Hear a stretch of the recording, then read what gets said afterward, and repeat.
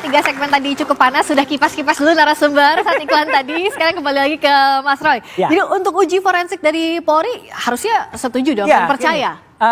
Karena mungkin kalau saya sebenarnya udah kontak dengan ahli digital forensik dari Amerika, Dr. Ismon udah kontak dengan Jepang, Dr. Tifa juga udah dapat. Intinya adalah mereka siap bantu. Tapi memang ketika di Indonesia baru ada Lab 4 dari Polri, mungkin next kita harus punya pikiran ke depan. Oke, tapi kalau sekarang ke depan itu negara-negara seperti Amerika, karena ada Virginia bahkan dia punya Virginia namanya adalah Virginia Department of Forensic Science. Bahkan Filipina pun udah pernah. Jadi nggak apa-apa kalau sekarang kita tunggu hasil dari Lab 4, kita hormati. Tetapi harus terbuka, ijazahnya ditunjukkan ke masyarakat dan setidaknya kita bisa lihat hasilnya detail Mbak, kayak kita uji lab. SGOT, SGPT berapa, gula darah berapa, jangan hanya hasilnya itu satu kalimat saja, ini asli atau ini tidak asli. Kalau hasil itu detail rinci, insya Allah kita hormati, tapi kalau hasil itu tampak mengada-ada ya jangan begitulah gitu hasil uji forensik.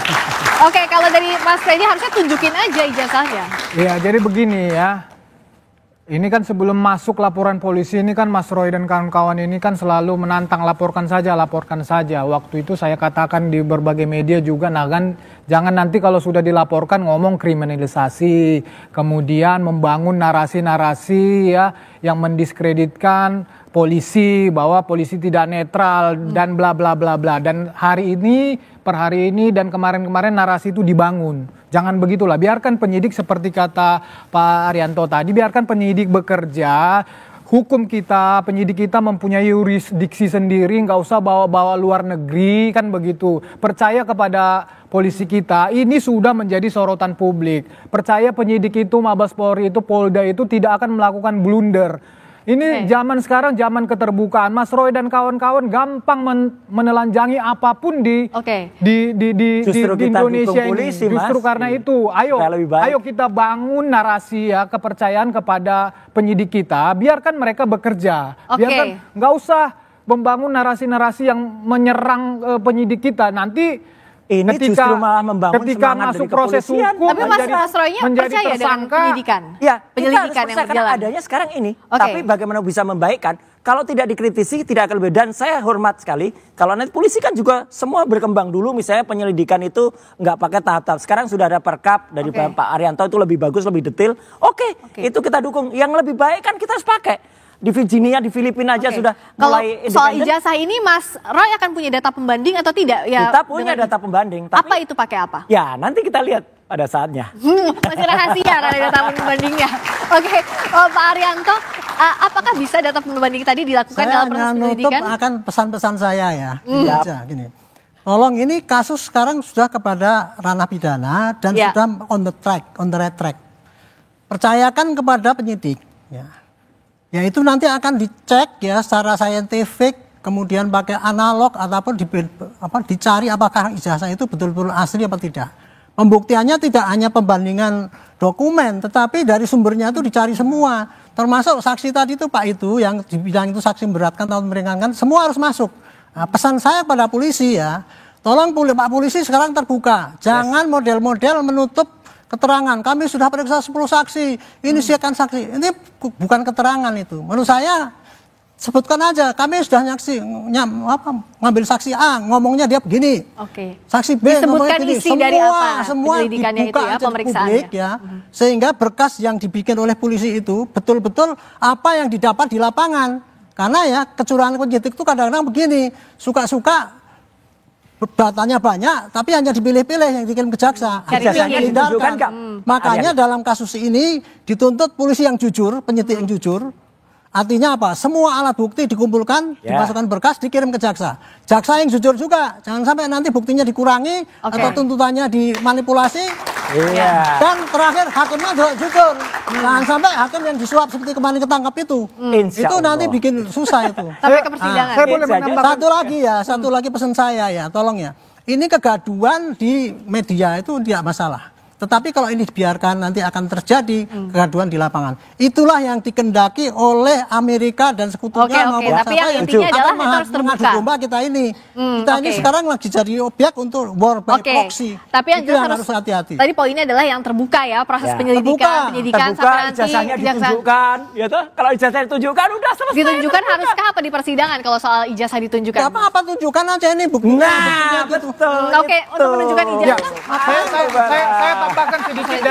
Saya tambahkan sedikit dari Pak Arianto. Setuju atau enggak? Nah, ketika mudah masuk ke proses persidangan, ya, jadi proses persidangan pidana itu pembuktiannya itu kebenaran material. Ya. Kebenaran material itu adalah hakim, termasuk para pihak di situ, jaksa, pembela segala macam akan membuktikan kebenaran material, akan menggali dari pihak manapun, dari pihak terdakwa, kalau nanti jadi terdakwa, baik dari pihak jaksa juga akan melakukan pembuktian yang terbuka, yang misalnya dalam hal ini terdakwa merasa ada yang kurang, ada yang ditutupi, di situ semua akan bisa ditampilkan dan disaksikan oleh rakyat Indonesia. Bila perlu nanti ditayangkan. Kalau hakim tidak keberatan, nanti akan ditampilkan semua di dalam persidangan. Jangankan saya persidangan. Kemarin Ibu Mega aja udah mengatakan dari awal kalau itu ditunjukkan selesai. Hari ini hormat saya untuk PKB. PKB juga mendukung itu. Ayo parpol-parpol yang dukung ini. Oke. Nah, kalau dari Prof Adi ini kan jadinya kemana-mana, tapi dalam proses pembuktiannya sampai ke persidangan, itu apa sih yang harus ditunjukkan ke publik, baik itu laporan pidana maupun gugatan perdatanya, Prof Adi? Saya nggak masuk ke pokok perkara, tapi saya menjelaskan alurnya. Jadi setelah dinyatakan mediasi tidak berhasil, kami serahkan ke majelis pengawas perkara, pemeriksa perkara. Nanti majelis hakim akan melihat membuat satu penetapan kalau penggugat tidak beritikat baik, gugatannya tidak akan diterima. Kemudian kalau yang tergugat tidak beritikat baik, ada penetapan dari pengadilan bahwa tergugat tidak beritikat baik. Kemudian hakim melakukan pemeriksaan perkara. Jadi perkara nanti bisa tidak diterima seperti katakan oleh tadi pembicara sebelumnya, bisa juga nanti diperiksa tapi dinyatakan ditolak atau diterima. Jadi ada 3 alternatif itu, Mbak Veska. Oke, kalau untuk pihak UGM kampus apakah masih perlu klarifikasi? Karena gugatan terhadap UGM juga kan masih akan 22 Mei di Pengadilan Negeri Sleman. Kalau khusus untuk KPU, kemudian untuk tergugat KPU, tergugat SMU 6, tergugat UGM, nampaknya kita sudah upayakan untuk bisa berdamai dengan penggugat. Minta doanya aja. Amin. Semoga nanti di pertemuan Rabu untuk 3 tergugat 3 dan 4 bisa berdamai. Jadi ada yang di PN Solo, ada juga yang di PN Sleman. Kalau itu rektor, dekan, hingga dosen dan sebagainya. Jadi dari masing-masing, Mas Roy maupun Mas Freddy yakin punya bukti yang kuat sampai ke proses hukum terakhir, sampai ke persidangan? Yakin dong, dan seluruh rakyat Indonesia melihat ini dan kejujuran. Itu kata Pak Kasmujo, itu yang penting. Tepuk tangan untuk Mas Roy, katanya yakin banget nih sampai ke persidangan. Kalau dari Mas Freddy, apa lagi yang harus ditakutkan? Apakah harusnya ya sudah ada bukti saja sampai ke persidangan? Ya, tidak ada yang perlu ditakutkan. Pak Jokowi sama sekali tidak mengkhawatirkan masalah ijazah palsu ini, makanya dia buat laporan polisi karena dia memang punya ijazah palsu dan itulah bukti yang paling hakiki yang dipunyai Pak Jokowi. Dan perkara ini perkara sederhana pembuktiannya, ya kalau perkara bohongnya tadi nanti setelah dinyatakan asli itu maka otomatis yang sana bohong. Jadi sesederhana itu sebetulnya. Tapi ini dalam proses hukum, proses persidangan nanti masyarakat Indonesia akan menyaksikan dengan transparan. Singkat saja Pak Arianto, bagaimana polisi juga harus menjawab tantangan ada suara-suara yang menganggap bahwa polisi tidak netral? Dia kerja cepat, terbuka, dan mengumumkan pada rakyat inilah yang sudah saya kerjakan. Dan kemudian menyampaikan kepada rakyat juga ini yang saya sampaikan pada jaksa. Dan jaksa juga terbuka juga, ini yang saya terima dari polisi, ini saya karang dan kemudian sampaikan pada hakim. Dan hakimnya sebelum bersidang dia sumpah bahwa dia juga tidak curang.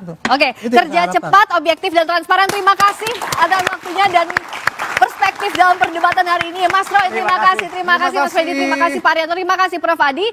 Dan demikian.